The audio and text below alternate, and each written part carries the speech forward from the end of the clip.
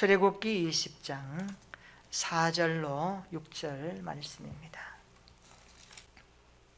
출애굽기 20장 4절로 6절 말씀, 우리 다 같이 한 목소리로 함께 봉독합니다. 시작. 너를 위하여 새긴 우상을 만들지 말고 또 위로 하늘에 있는 것이나 아래로 땅에 있는 것이나 땅 아래 물속에 있는 것에 어떤 형상도 만들지 말며 그것들에게 절하지 말며 그것들을 섬기지 말라. 나 내 하나님 여호와는 질투하는 하나님인즉 나를 미워하는 자의 죄를 갚되 아버지로부터 아들에게로 3, 4대까지 이르게 하거니와 나를 사랑하고 내 계명을 지키는 자에게는 1000대까지 은혜를 베푸느니라. 아멘. 오늘 또 예배 자리에 오신 여러분을 환영합니다. 신혼 부부가 있었습니다. 남편은 경상도 사람이고 아내는 전라도 사람이었습니다. 어느 날 아내가 감자를 쪄서 남편에게 가지고 왔습니다. 너무 허기진 나머지 남편이 옆에 둔 소금에다가 감자를 찍어서 한 입 물어보았습니다. 그랬더니만 소금이 아니고 설탕이었습니다. 아내에게 말합니다. 여보, 경상도에서는 감자를 소금에 찍어 먹으니 소금을 좀 가져오시오. 갖다 주시면 좋을 텐데 아내가 이렇게 말합니다. 아니, 우리 전라도에서는 소금에 찍어 먹지 않고 설탕에 찍어 먹으니 괜찮으시니까 먹어보세요. 그렇게 말하는 거예요. 이것이 다툼이 되어가지고 감정이 막 이상해져가지고 이혼까지 하게 되었습니다. 얼마나 억울하겠어요. 나는 소금에 찍어 먹는데 당신은 설탕에 찍어 먹으라니. 서로 의견이 충돌한 겁니다. 문화적 충돌이죠. 재판을 받게 되었습니다. 재판장에게 이 두 부부가 억울함을 호소합니다. 아니 재판장님, 감자를 소금에 찍어 먹지 어떻게 설탕에 찍어 먹습니까? 아니 재판장님, 감자를 설탕에 찍어 먹는데 어떻게 소금에 찍어 먹어요? 둘이 거기서도 옥신각신 싸우니까 그 광경을 보고 있던 재판장이 너무너무 어이가 없어서 한마디 던집니다. 이것 보세요. 우리 강원도에서는 감자를 고추장에 찍어 먹습니다. 그렇게 말하는 거예요. 싸울 일이 아니죠. 허용하고 이해하고 포용하면 되는 겁니다. 우리가 살다 보면 비본질을 위해서 싸울 때가 참 많아요.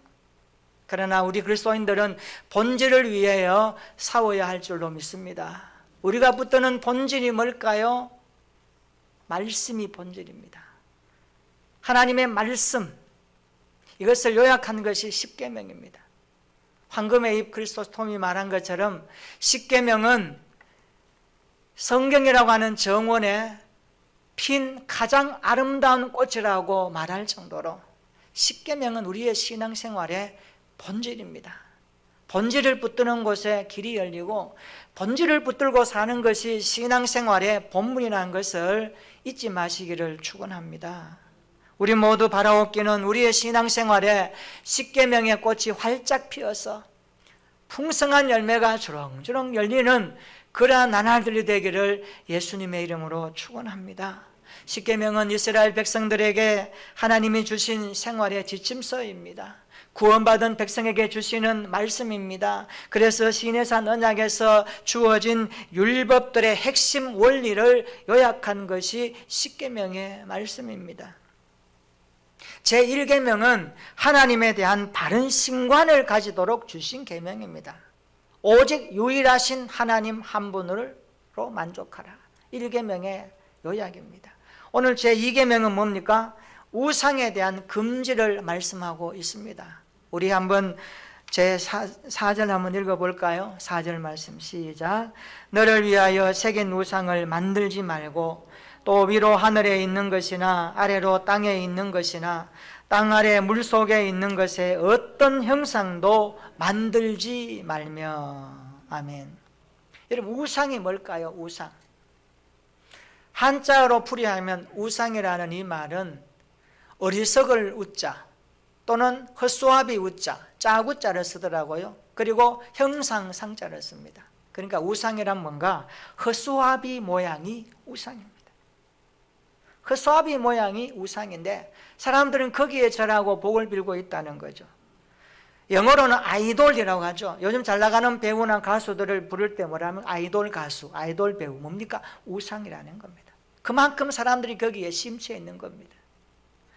시편 115편 한번 읽어보세요. 집에 가셔서. 우상이란 뭔가? 우상은 생명력도 없고 능력도 없고 무가치하고 아무 의미도 없는 것이다. 그렇게 헛된 가치라고 성경이 분명하게 말씀합니다. 4절 한번 다시 보시기를 바랍니다. 너희를 위하여, 너를 위하여 새긴 우상을 만들지 말라 그랬습니다. 여기 새긴 우상은 바로 조각한 상, 조각한 형상을 말합니다. 고대 근동 지방에는 나무나 돌, 금속 등의 사람이나 짐승의 형상을 조각하여 세운 그림들이 참 많습니다. 고고학자들이 발굴해 보면 그런 것들이 참 많이 나옵니다.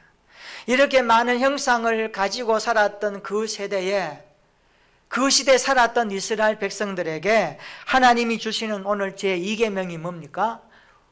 우상 제조를 금지하라. 제2계명은 우상 제조를 금지하는 말씀입니다. 그런데 4절 한번 보세요. 인간이 조각하여 형상으로 만든 이 우상은 전부 다 누구를 위하여 만듭니까? 너를 위하여 그랬습니다. 너를 위하여. 4절에 너를 위하여 새긴 우상을 만들지 말고 그랬습니다.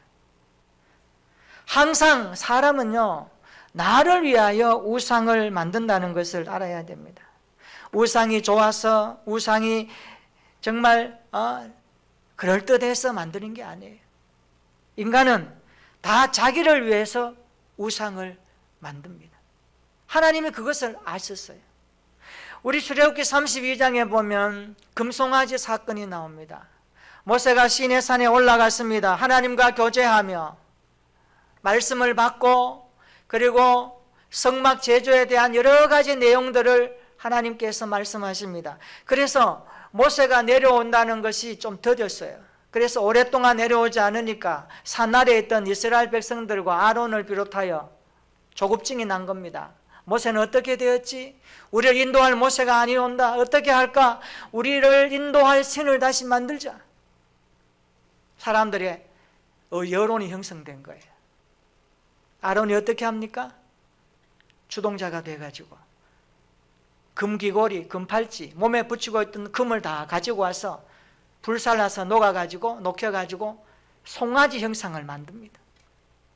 그걸 딱 세워놓고 춤을 추며 노래하며 이것은 우리를 애굽에서 인도하여 낸 우리의 신이다 이렇게 말합니다. 우리 한번 읽어볼까요? 한번 찾아 읽어보십시다. 출애굽기 32장 8절 한번 읽어보십시다. 출애굽기 32장 8절 다 같이 시작. 그들이 내가 그들에게 명령한 길을 속히 떠나 자기를 위하여 송아지를 부어 만들고 그것을 예배하며 그것에게 제물을 드리며 말하기를 이스라엘아 이는 너희를 애굽 땅에서 인도하여 낸 너희 신이라 하였도다. 아멘. 이스라엘 백성들이 하나님이 명령한 길에서 떠났습니다. 우리가 알아야 됩니다. 인간이 하나님을 떠나면요 여지없이 죄를 짓게 되어 있습니다. 그런데 그들이 하나님을 떠나서 어떻게 합니까? 여기 보세요. 32장 8절에 그들이 만든 우상은 누구를 위하여서 만들었습니까? 자기를 위하여 송아지를 만들고 그랬습니다. 성경은 자기를 위하여. 인간은 우상을 만들 때 전부 자기를 위하여 만드는 거예요. 자기의 필요를 위해서, 복을 받기 위해서, 의지하기 위해서, 내 삶의 안위를 위해서. 그리고 그것을 뭐라고 합니까? 8절에 우리를 애굽 땅에서 인도하여 낸 너희 신이라. 여기 너희 신이라는 이 단어가 원문에 찾아보니까 깜짝 놀라는 단어를 썼어요. 엘로힘, 하나님께 쓰는 단어를 여기 갖다 붙인 거예요. 무슨 말입니까?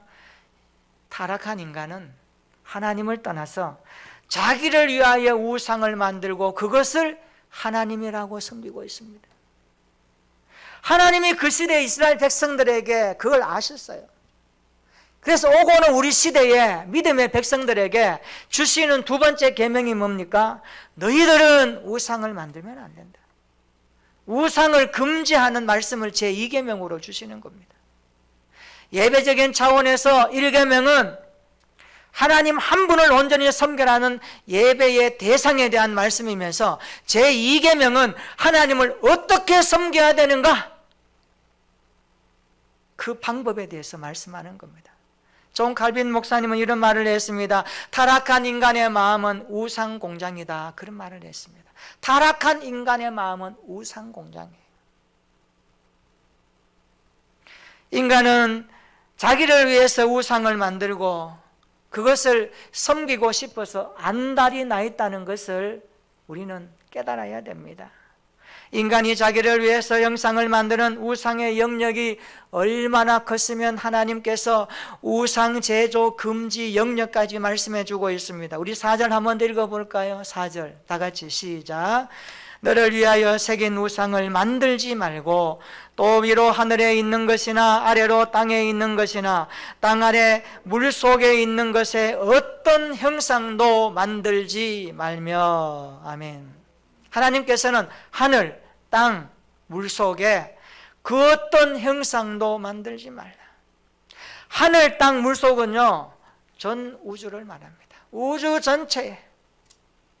이것은 히브리인들의 세계관, 우주관을 말하는 것을 하나님께서 그들에게 이해시키기 위한 단어를 쓰신 겁니다. 히브리인들은 하늘과 땅과 땅 아래의 세계의 삼층 구조로 우주가 형성됐다라고 그 시대에 그들은 그렇게 믿고 있었습니다. 그러니까 제2계명은 우주 전체에 그 어떤 형상도 만들거나 그리고 거기에 숭배하지 말라는 계명인 것입니다. 그러면 이런 질문이 떠오릅니다. 그러면 예술적인 작품을 위해서 새겨놓은 조각이나 형상은 어떻게 보아야 하는가? 하나님이 그것까지도 금하신단 말인가? 여러분 질문할 수 있어요. 어떻게 할까요? 우리 좀 정리해야 됩니다. 성경은 교육적인 목적이나 예술적인 목적으로 행하는 작품 활동을 금하지 않았습니다. 그러므로 제2계명은 예술이나 기타 실용적인 목적으로 사물의 형상을 조각하거나 만들지 말라는 것이 아니라 종교적인 숭배나 복을 구하는 등의 목적으로는 절대 만들지 말라라는 것을 우리에게 계명으로 주는 말씀입니다. 제가 대구에 있을 때에 계산동 성당 앞을 가끔 지나간 적이 있습니다. 어느 날은 그 앞에 보행자 신호등을 기다리고 있는데 지나가는 사람들 중에 몇몇 사람들이 그 성당 앞에 세워놓은 마리아 형상 앞에 두 손을 모으고 절을 하면서 기도하고 가는 것을 제가 유심히 살펴보았습니다. 여러분 그런 모습을 보면서 어떤 생각이 들던가요? 가톨릭 교인들은요 성모 마리아 상 앞에 기도합니다. 성모 마리아 상 앞에 기도해요. 거기 절합니다. 두 손 모으고. 성모 마리아 상 앞에 기도 드린다는 것은 이미 성모 마리아를 신으로 숭배하는 것이 되어버린 것입니다. 가톨릭은 이렇게 가르칩니다. 성상이 하나님을 예배하는 수단이다. 그렇게 가르쳐요. 이게 성경적일까요? 성상 숭배는 비성경적입니다. 가톨릭은 10계명이 있어요. 근데 제2계명을 빼버렸습니다. 10계명에 보면 2계명이 없어요. 가톨릭은. 우상을 만들지 말고 우상 앞에 절하지도 말고 우상을 섬기지도 말라는 제2계명을 아예 제거해버립니다. 그들은 예수님의 모친 마리아를 통해 예수님께 부탁한다는 뜻에서 성모 마리아에게 기도를 드린다고 그렇게 명분을 내세웁니다. 그런데 이것이 성경적인가요? 성경 어디에도 마리아를 통해서 예수님께 부탁하라는 말이 어디 있습니까? 성모 마리아나 그 누구를 통해서 예수님께 부탁할 필요가 없습니다. 우리는 예수 그리스도의 이름으로 바로 하나님 앞에 기도 드릴 수 있습니다. 믿으시기를 축원합니다. 그래서 예수님은 중보자입니다. 중보자. 히브리서 6장 14절로 16절에 정확하게 이것을 말씀하고 있습니다. 히브리서 6장 14절 16절 제가 한번 읽어드립니다. 그러므로 우리에게 큰 대제사장이 계시니 예수님을 말합니다. 승천하신 이 곧 하나님의 아들 예수시라. 우리가 믿는 도리를 굳게 잡을지어다. 예수님을 굳게 믿고 의지할지어다 라고 말씀하시면서 16절에 그러므로 우리는 긍휼하심을 받고 때를 따라 돕는 은혜를 얻기 위하여 은혜의 보좌 앞에 담대히 나아갈 것이니라. 아멘. 우리는 예수 그리스도의 이름으로 은혜의 보좌 앞에 담대히 나갑니다. 이것을 믿으시기를 축원합니다.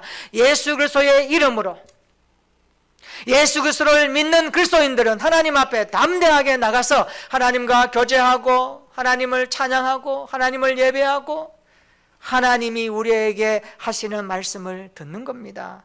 그러므로 우리는 오늘 성상 숭배나 형상에 대한 것들을 명확하게 정리하고 기독교 신앙이 우리에게 요구하는 제2계명 10계명은 우상 제조를 금지할 뿐만 아니라 하늘과 땅이나 땅 속에 그 어떤 형상도 만들거나 섬기지 말라라는 이 말씀 앞에 철저하게 우리의 신앙생활이 자리매김해야 되는 것입니다.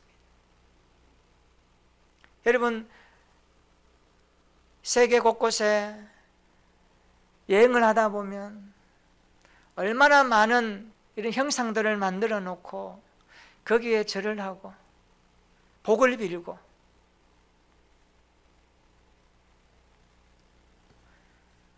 그래서 우리 합동총회에서는 강대상 뒤에 십자가를 걸지 않습니다.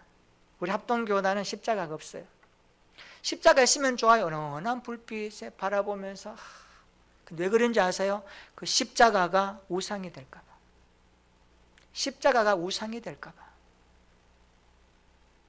이것을 안 하는 거예요. 그래서 우리 합동 측 교단의 강대상 뒤에는 십자가를 걸지 않습니다. 왜 그럴까요? 신학적으로 성경적으로 연구해 보니까 십자가를 걸었을 때와 걸지 않았을 때에 폐단이 장단점이 있어요. 근데 이것은 성경적이지 않다는 결론 때문에 그래요. 그럼 십자가만 쳐다본다고 구원받습니까? 아니죠. 십자가 위에서 죽으신 예수 그리스도를 인격적으로 만나야 구원받는 거죠. 아멘. 당시 십자가 형틀은 저주의 십자가였어요. 우리의 저주를 짊어지신 그리스도를 만나지 아니하고 십자가를 목에 걸고 다닌 데서 구원받는 거 아니거든요. 오늘 형상에 대한 문제는 오늘 우리 그리스도인들에게 굉장히 중요합니다. 이게 잘못하면 이미지화 될 수 있고 나도 모르게 칼빈이 말한 것처럼 우상 공장을 제조하는 마음에 은연중에 들어와서 그렇게 우리의 삶을 흔들 수 있다는 것을 우리는 직시해야 됩니다. 오늘 이 계명은 우리에게 우상 제조 금지를 말하면서 우상 제조 금지 영역까지 하시는 말씀은 타락한 인간은요, 할 수만 있으면 자기를 위하여서 우상을 만들고자 안달이 났다는 것을 하나님이 다 하시고 그것을 철저하게 정리해 주는 말씀입니다. 오늘 이 말씀이 우리의 마음판에 새겨지기를 주님의 이름으로 축원합니다. 그렇다면 예수님께서 왜 우주 전체에 그 어떤 우상도 만들지 말고 섬기지 말라고 하실까요? 그렇게 하시는 이유가 뭘까요? 우리 5절 6절 한번 읽어봅시다. 5절 6절 시작. 그것들에게 절하지 말며 그것들을 섬기지 말라.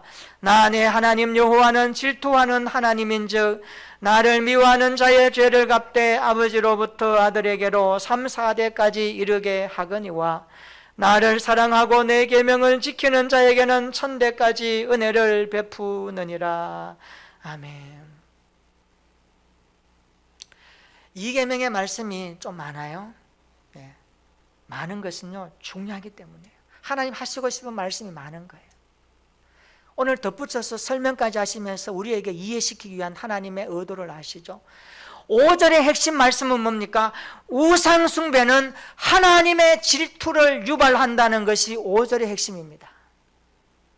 우상 숭배는 하나님의 질투를 유발하는 겁니다. 따라서 합시다. 우상 숭배는 하나님의 질투를 유발합니다. 여러분, 놀랍게도 하나님의 속성에는요 질투라는 속성이 들어있습니다. 질투 아시죠? 질투. 인간 대 인간 사이의 질투는요 병들고 망가진 질투입니다. 순수하지 못합니다. 그래서 거의 편집증에 가까운 질투입니다. 그래서 질투하기 시작하면 어때요? 질투가 증오가 되어서 결국요 나중에 문제까지 생기는 것이 인간관계의 질투입니다. 그런데 이 질투가 하나님의 속성 가운데 등장합니다. 왜 그럴까요? 이 말씀을 깊이 묵상해 보면 6절과 연결해 보면 여기에는 하나님의 사랑이 들어있다는 것을 알게 됩니다. 그래서 6절에 보십시오. 하나님은 질투를 사랑으로 연결하고 있습니다. 6절에 뭐라고 합니까? 나를 사랑하고 이렇게 말씀합니다. 나를 사랑하고. 이런 내용입니다. 하나님을 사랑하던 인생이 하나님을 따라서 우상을 사랑하게 되면 하나님을 사랑하는 것이 아니고 하나님의 질투를 유발하기 때문에 너희들은 6절에 나를 사랑하라 이렇게 방향을 전환하는 겁니다. 오늘 구원받은 그리스도인들에게 사랑의 대상이 누굴까요? 아니 우리가 받은 하나님의 사랑은 어떤 것일까요? 그 내용을 우리가 어떻게 이해하고 받아들입니까? 성경은 하나님만을 사랑할 것을 요구합니다. 그리고 그것을 어길 때에 하나님이 질투하신다라고 말씀하고 있습니다. 그러므로 질투하는 하나님이라는 이 표현 속에는 우리를 향하신 하나님의 사랑이 깊이 배어 있다는 것을 우리가 알아야 됩니다. 하나님께서 우리를 질투하신다는 것은 우리를 그만큼 사랑하신다는 뜻이 담겨 있는 말씀입니다. 사랑이 없으면 질투 안 해요. 사랑이 없으면. 한 남자가 있어요. 삼각관계 아시죠? 두 여인이 사랑해요. 두 여인 사이에 이 한 남자를 놓고 질투가 일어날까요? 안 일어날까요? 네? 그런 사랑 안 해보셔서 잘 몰라요? 반드시 질투가 일어납니다. 그래서 나중에 질투가 미움이 되고 증오가 됩니다. 인간 관계에도 이런데 하물며 하나님은 우리가 우상을 숭배하고 거기에 마음이 가버리면 하나님께서 질투하신다는 말이 뭘까요? 내가 너를 그만큼 사랑하고 너를 그만큼 위했는데 하나님의 사랑을 알지 못하고 그 사랑을 다른 쪽으로 돌리니까 하나님의 마음이 미어지는 거예요. 그 하나님이 질투의 하나님이라고 표현하는 겁니다. 그래서 질투하는 하나님이라는 이 표현에는 이스라엘을 뜨겁게 사랑하신다는 의미와 함께 이스라엘에게 사랑받기를 원하시는 하나님, 그 하나님을 우리에게 보여주고 있습니다. 하나님 우리를 얼마나 뜨겁게 사랑하셨는지 아시죠? 그 하나님이 우리를 어떻게 사랑하셨습니까? 저 하늘 보좌를 비워놓으시고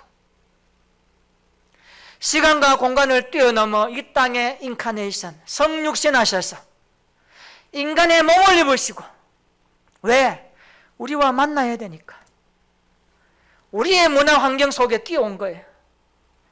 그 예수님은 죄가 없으신데도 불구하고 우리를 얼마나 사랑하셨는지 매를 맞고 채찍에 맞고 침뱉음을 당하면서 저와 여러분들을 사랑해 주셨다는 것을 아십니까? 십자가를 바라보세요. 우리를 사랑하시는 하나님의 숨결이 느껴지지 않습니까? 예수님은 십자가에서 목숨까지 버리시면서 우리를 사랑하셨습니다. 엘리 엘리 라마 사박다니, 나의 하나님 어찌하여 나를 버리셨나이까? 예수님은 하나님으로부터 버림을 받으면서까지 우리를 사랑하셨다라는 사실입니다.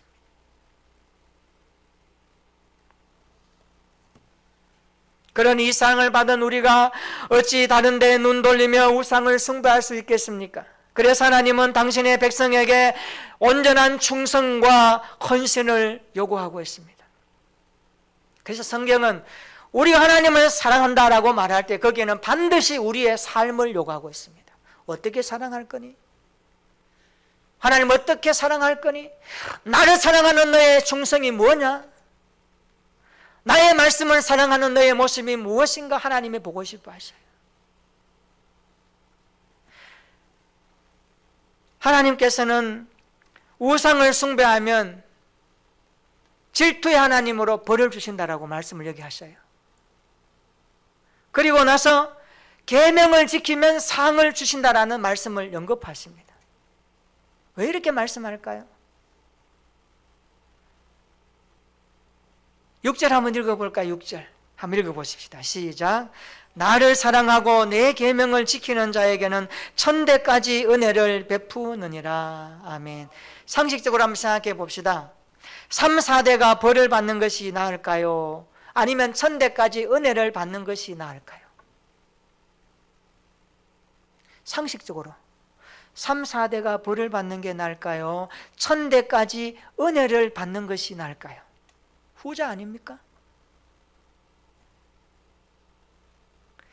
왜 이렇게까지 우리의 상식선을 생각하면서까지 하나님이 이렇게 말씀하실까요? 우상 숭배는 그만큼 무섭다는 거예요. 하지 말라는 거예요. 근데 6절에 보면 하나님은 조건을 우리에게 붙이십니다. 은혜를 베푸시는 조건이 뭐예요? 나를 사랑하고 내 계명을 지키는 자. 이렇게 이해해야 됩니다. 하나님의 은혜를 누가 누릴까요? 하나님의 사랑을 누가 경험할까요? 하나님이 주신 은혜의 풍성함을 어떤 사람이 받을 수 있을까요?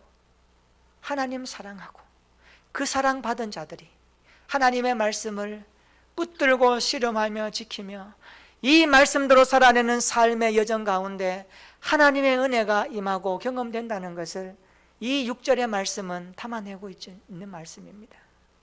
그래서 하나님을 사랑하면서 하나님과 인격적인 관계를 맺고 산다는 조건이 들어있습니다.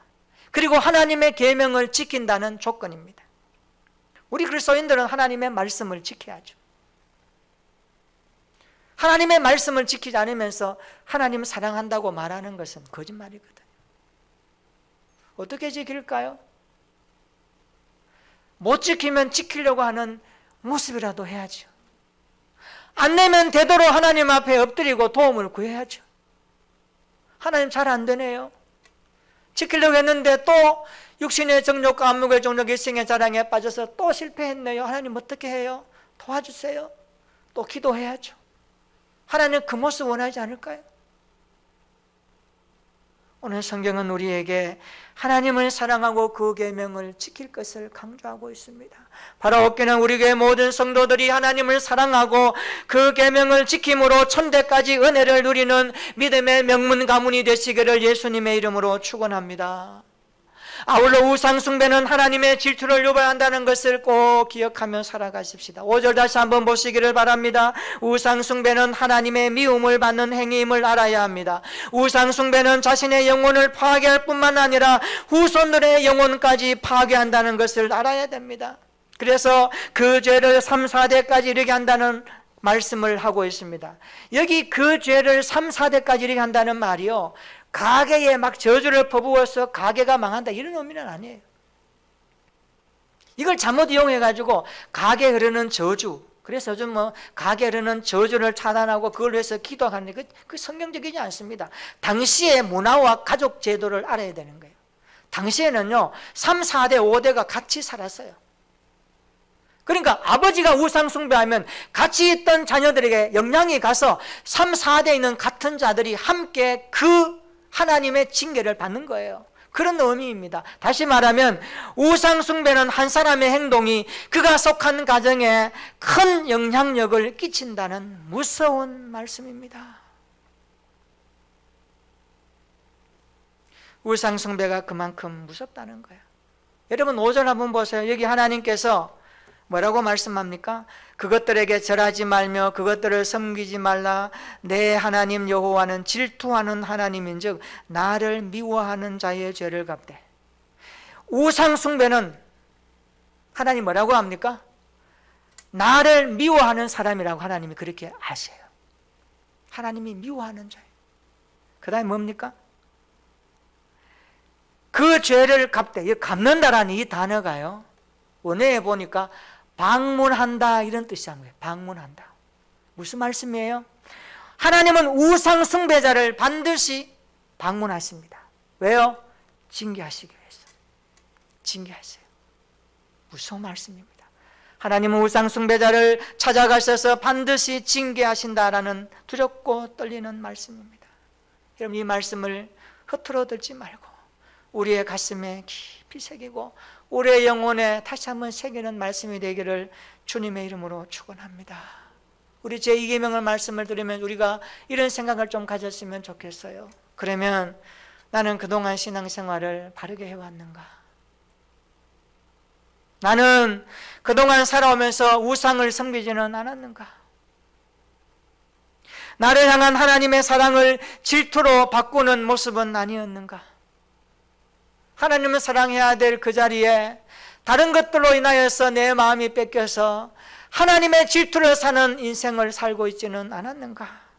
오늘 우리는 이 말씀 앞에 깊이 돌아보고 회개하고 다시 한번 우리의 믿음 생활을 점검할 수 있기를 주님의 이름으로 축원합니다.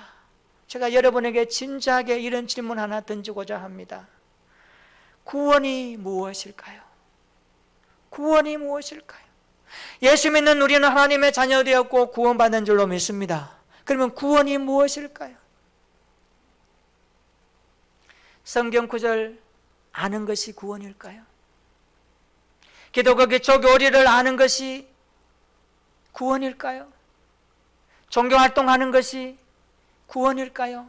교회 다니는 것이 구원일까요? 성경 어디에도 그것을 구원이라고 말씀한 적은 없습니다. 구원이 뭘까요? 구원이란 성경에 등장하는 인물과 예수님의 말씀과 구원받은 사람들의 삶을 연구하고 조사하면 한마디로 구원은 사건입니다. 구원은 사건입니다. 죄인이 나를 위해서 십자가 위에서 죽으시고 부활하신 예수 그리스도를 만나는 사건이 구원입니다. 구원은 내 인생이 십자가 위에서 뒤집어지는 사건이 구원입니다. 그래서 기독교를 향해서 일을 갈던 바울은 다메섹 도상에서 빛 가운데 찾아오신 예수님을 만남으로 그 인생이 뒤집어졌습니다. 고기잡이 여부였던 베드로는 예수님을 따라다녔지만 예수님을 3번 부인하며 그 인생의 과오가 얼마나 아팠는지, 그러나 궁극적으로 그는 예수님을 만나고 삶이 바꾸어졌습니다. 사건을 경험한 거예요. 구원은 사건이에요. 내 인생에 둘도 없는 충격적인 내 인생이 송두리째 뒤집어지는 사건. 칼바리 언덕 위에서 나를 위해서 찾아오신 예수님을 만나는 사건. 그 사건 때문에 지금도 나는 예수님을 생각하면, 십자가를 생각하면 지금도 가슴이 울려지고 눈물이 나며 예수님 앞에 서서 내 인생이 어떻게 살아가야 되는가를 결심하면서 그 구원의 사건을 경험한 사람은 반드시 변화의 삶을 살게 되어 있습니다. 인생이 변하고 성품이 변하고 관점이 변하고 인생관이 바꾸어지게 되어 있습니다. 이것이 구원의 요체인 것입니다. 사랑하는 성도 여러분, 저와 여러분들에게 이 구원의 사건이 있기를 축원합니다.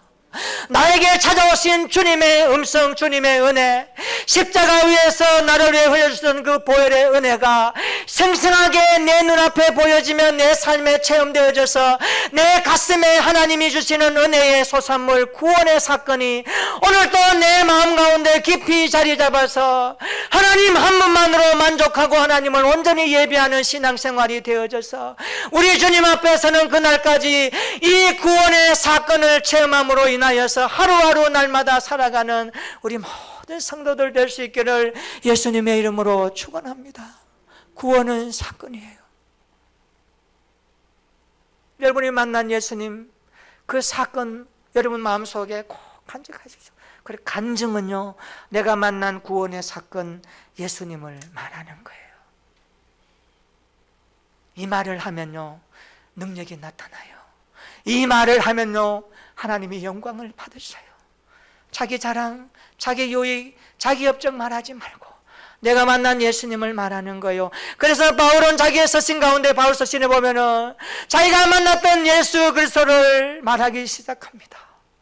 동족에게 말하고 이방인들에게 말하고 재판받는 재판장 앞에서도 말하고 죽음 앞에서도 말했던 거예요. 이게 십자가를 따르는 제자의 삶입니다. 오늘 저와 여러분들이 이 구원의 사건을 깊이 체험했다면 오늘 이 십계명 말씀이 우리의 가슴 가운데 또 잘 박힌 못이 되어져서 우리 주님을 더 깊이 사랑하고 주님, 내가 주님을 더 사랑해야 되는데 세상을 사랑했던 나의 연약함을 용서해 주시고 나를 다시 한번 주님의 사람으로 새로워질 수 있도록 성령으로 무장시켜 달라고 기도하면서 이 십계명의 말씀이 우리의 마음판에 새겨질 수 있기를 예수님의 이름으로 축원합니다.